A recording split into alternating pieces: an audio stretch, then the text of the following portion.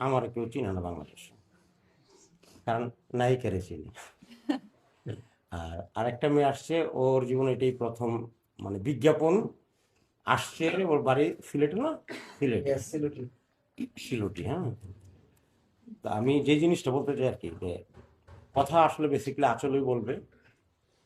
ও একটা ভালো মেয়ে, কারণ আমার সাথে পরিচয় প্রায় আজ থেকে 18-19 বছর আগে। কি চলতেছে নাকি তুমি কি শুরু করে না, দিছো? কথা কি আচ্ছা ঠিক আছে। না, একটু ইন্ট্রোডিউসটা করা হয় যাতে কথা বলতে একটু সুবিধা হয়। কারণটা হচ্ছে কি, আমরা সবাই ভাই বারাদের একজন আরেকজনের সম্পূর্ণ পরিপূর্ণ। কারণ জার্নালিস্ট, ডিরেক্টর, আর্টিস্ট একজন ছাড়া আরেকজন না আমরা। তো সুতরাং আমাদের মধ্যে এমন কোনো ভুল বুঝাবুঝি না হোক। মানে ছোট্ট বিষয়ে, মানুষের সিলি বিষয়ে ভুল বুঝাবুঝি, মারামারি করলে কিন্তু সমাধান হওয়া যায়। মারামারি করছি ভাই, মাপ সমস্যা শেষ, কিন্তু সিলি বিষয়গুলো লাগে। এবার আমি শুরু করব। অবশ্যই অবশ্যই অবশ্যই। আচ্ছা, কেউ কোশ্চেন করলে ঠান্ডা মাথায় করেন, বিব্রত করেন না, দয়া করে আমার বিব্রত করেন না। ভাই প্রথমে আজকের এই কাজের বিষয়ে একটু জানতে চাই, যেহেতু আপনার এখানে এসেছি আমরা সবাই। প্রথমত হচ্ছে আমরা একটা টিভিসি করছি। আমি আসলে আমার কেরিয়ার 2006 থেকে স্টার্ট। টিভিসি দিয়ে আমার জন্ম, কাজকর্ম, তারপরে মুভি করছি। টিভিসিটাকে আমি আসলে খুব প্রাধান্য দিই।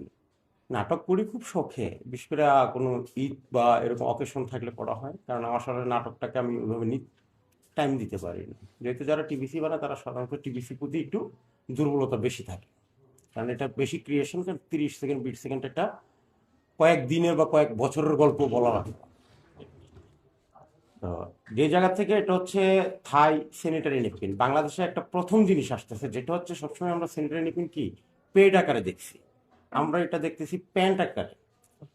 প্যান্ট, পেড এবং একসাথে 3 in 1। এটা 3টা কাজ একসাথে সেরে।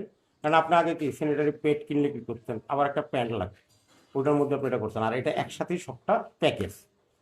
তো আমার সৌভাগ্য বলতে হচ্ছে, আঁচল হচ্ছে ওই কোম্পানির ব্র্যান্ড অ্যাম্বাসেডর, আর ওর নাম হচ্ছে ফারিন। ও নতুন ইন্ট্রোডিউস মার্কেটে, প্রথম তার কাজ। আর আমি আবার এই শুরুতেই বলতে চাই আরেকটু কথা, কি একসময় আঁচল আমার কাছে প্রথম ছিল, নতুন ছিল। ওর ওর সোলো বিজ্ঞাপন শুরু হয় আমার হাত ধরে। এটা 2006 সালের গল্প, এখন 2025। 2008 সালে। 8 সালে, সরি 8 সালে। 6 সালে আমার যাত্রা, 8 সালে ওর সাথে কাজ। ওর তখনও সোলো বিজ্ঞাপন ছিল। আজকে ফারিনের মতন ও একদিন নতুন ছিল, কিন্তু আজকে মাসাল্লাহ ওর যোগ্যতা বলে, ওর কর্মদক্ষতা বলে আজকে বাংলাদেশের সবার কাছে প্রিয়জন এবং আস্থাভাজন। তো এটা হচ্ছে বিজ্ঞাপনের মূল জিনিস। এই বিজ্ঞাপন